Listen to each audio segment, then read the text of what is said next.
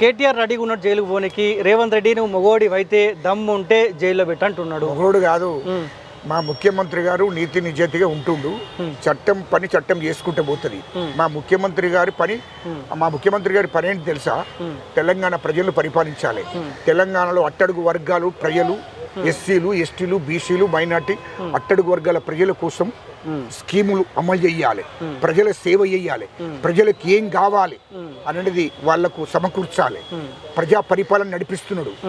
చట్టం పని చట్టం చేసుకుంటూ పోతుంది. ఖచ్చితంగా కేటీఆర్ అనేటోడు, హరీష్ రావు గారు తిహార్ జైలుకు పోతారు. ప్రభాకర్ రావు కూడా పోతాడు. ఎందుకు తొందరపడుతున్నారు? విచారణ జరుగుతుంది కదా, ఎందుకు అగులు పుగులు ఎందుకు అవుతున్నావు?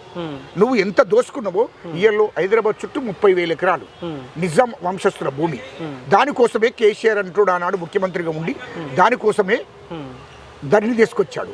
30,000 ఎకరాల భూమి కేసీఆర్ బీనామీ, కేటీఆర్ బీనామీ, హరీష్ రావు బీనామీ, కవిత బీనామీ. వీళ్ళందరి పేరు 30,000 ఎకరాలు ఎక్కడి నుండి వచ్చింది ఈ భూమి అంతా? 3 లక్షల కోట్లు దోసుకున్నారు రాష్ట్ర ప్రభుత్వాన్ని, రాష్ట్ర ప్రజల్ని. 3 లక్షల కోట్లు దోసుకొని ఇతర దేశాలలో పెట్టుబడులు పెట్టారు. ఇవన్నీ తిరిగి కక్కిస్తుంది.